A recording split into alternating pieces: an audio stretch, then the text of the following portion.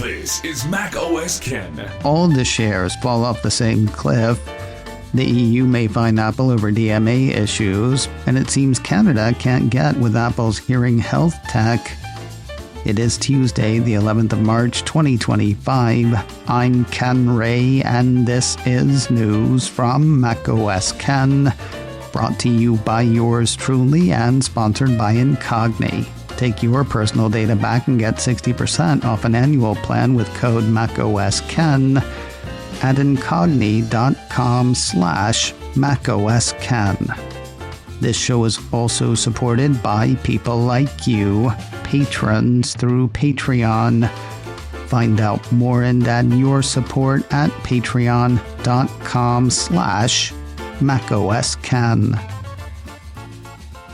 Cheers to a site of which I had never heard before, and cheers to MarketWatch. Okay, maybe I'm being a tiny bit hard on MarketWatch. While trading was still underway on Monday, that site said shares of Apple were on pace for their biggest daily drop in 2.5 years, as technology stocks broadly sold off and as Apple investors worried about several factors specific to the company. Yes, there is stuff to worry about over Apple specifically, and we will get to that. First, though, is props to stockstory.org, a site I had never heard of before. Their story under the headline, "Why Apple Shares Are Getting Obliterated Today," began.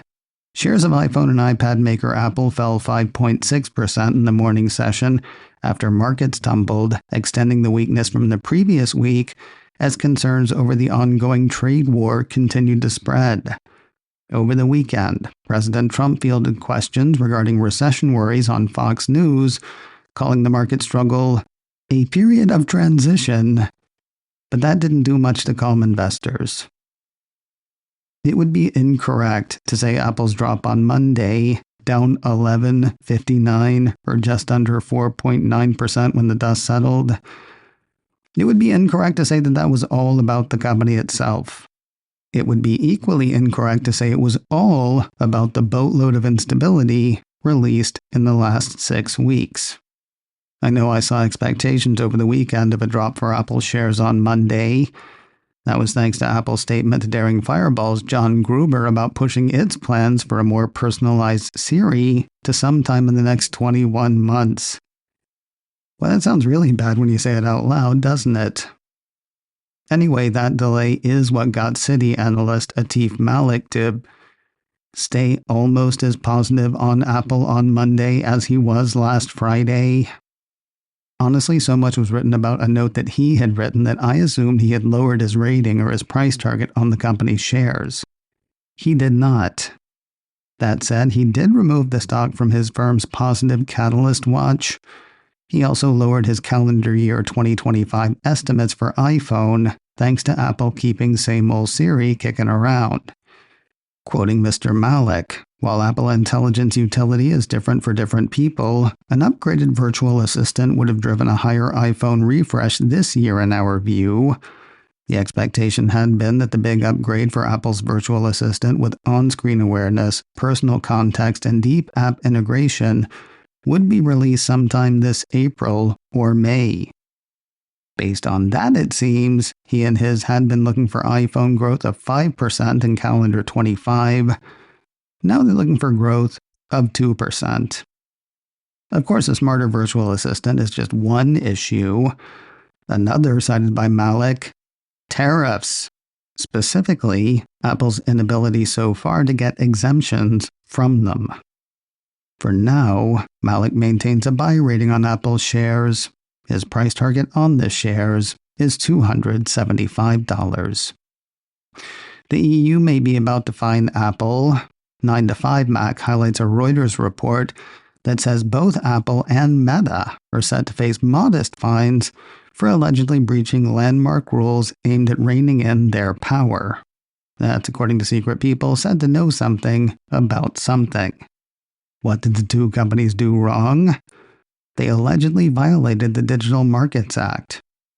And we'll have to wait to figure out how. While both companies are accused of various levels of non-compliance, the piece doesn't delve into what exactly they're accused of doing. While both Apple and Facebook are likely to grouse over and contest any penalty assessed, sounds like it won't be as bad as it could be. Reuters says the companies are set to face modest fines. It also says that potential breaches of the Digital Markets Act could cost companies as much as 10% of their global annual sales, which does not sound modest. Frustrating times for owners of AirPods Pro 2 in Canada. A piece from that country CTV News says folks there cannot download and use the hearing health features that are supposed to come with iOS 18 and the headphones. Health Canada has approved the combo for use according to the report, and yet it is not available to Canadians. If you want to spin it negative, the problem is regulation. If you want to spin it positive, it's doctors looking after the health of Canadian citizens.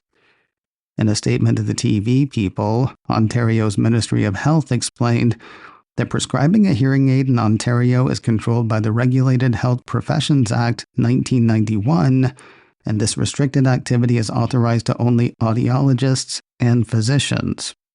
The aforementioned act also prohibits the dispensing of a hearing aid except under a prescription issued by an authorized health professional. Though the statement singles out Ontario, the CTV report refers to the prohibition being Canada-wide, again, for the good of the patients as far as doctors are concerned. The report says the Ontario Association of Professional Audiology Clinics said it supports lower-cost options for consumers, but said patients with hearing loss should speak with a professional first, as the issue could be something as simple as wax buildup or something as serious as a tumor, which is something a hearing aid won't tell you. No word on what, if anything, anyone plans to do about the impasse. More news in a moment, but first a word from today's sponsor, Incogni, helping you take back your personal data.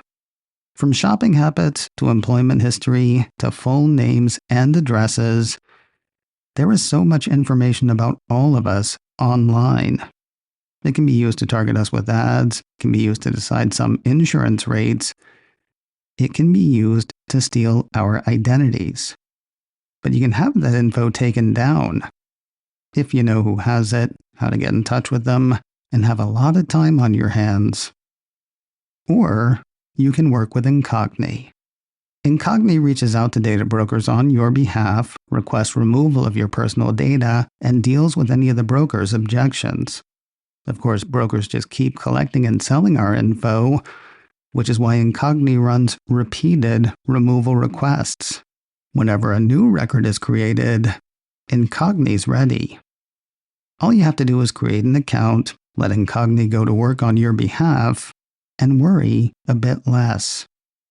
Since I started with Incogni a few months ago, they've sent over 300 requests on my behalf, saving me over 191 hours, and they're still working for me.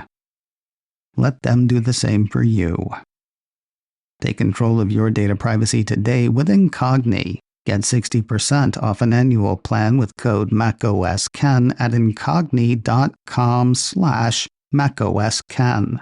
That's a great savings, and it comes with a 30-day money-back guarantee. INCOGNI. Get 60% off an annual plan with code MacOSCAN at incogni.com/MacOSCAN.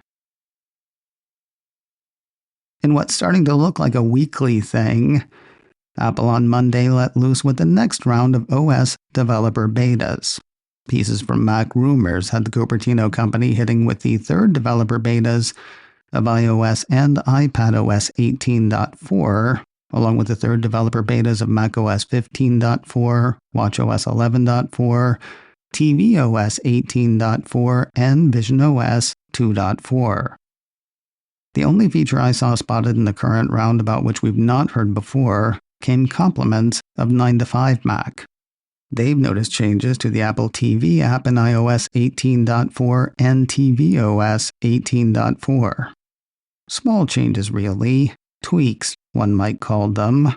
They include a large plus button on featured titles, episode release schedule information, and updated fonts and icons. These are ultimately just UI enhancements, according to the piece. Still, 9 to 5 Mac's Ryan Christoffel says they do make for a better experience overall. At least they have during his time with the beta. iOS 18.4 and its ilk are expected next month, though it looks like there will be at least one OS update before that. Another piece from MacRumors says its website visitor logs have spotted users using iOS 18.3.2. iOS 18.3.1 was released a little over a month ago, addressing undisclosed bugs and a serious security issue. iOS 18.3.2 is expected to bring more of the same, bug and/or security fixes. MacRumors expects that to be released in the next couple of weeks. If Apple doesn't end up with a streaming deal for Formula One racing, it will not be for lack of trying.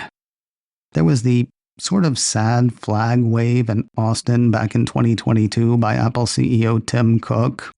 There's the Brad Pitt F1 movie coming out this summer. Not sure you've heard about that. And now there is an update to the Apple Sports app. 9 to 5 Mac says Apple's out with version 2.6 of the Sports app.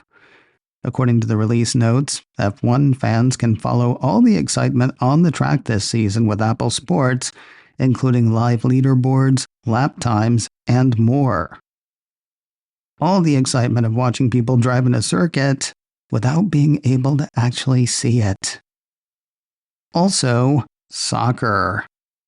In addition to the hot car-on-car action, Apple's adding info on a women's soccer league, specifically the UEFA Women's Champions League. The Apple Sports app is free. It's available now in the App Store. And finally today, Apple and Lowe's Home Improvement have expanded their Apple Vision Pro tie-up. About 9 months ago, the two teamed on demos in Lowe's locations in Charlotte, North Carolina.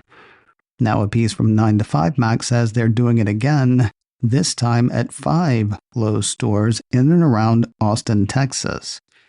According to the piece, the Lowe's Style Studio experience allows users to have an immersive kitchen visualization session where they can explore styles curated by Lowe's professionals. With Apple's headset. The retailer says the demos are different than the ones run last summer, and that the program has been updated based on customer feedback. Would-be shoppers can check it out starting this weekend. The Austin area demos get underway this Saturday, the 15th of March, running for a limited time. macOS Ken, brought to you by me, and sponsored by Incogni. Get 60% off an annual plan with code macOSKen at incogni.com/macOSKen. This show is also supported by people like you, patrons through Patreon. Find out more and add your support at patreon.com/macOSKen. Advertising handled by Backbeat Media. Online at backbeatmedia.com. You can reach me a couple of ways. Info at macosken.com or call 716-780-4080. Until next time, that is news from macOS Ken. I'm Ken Ray.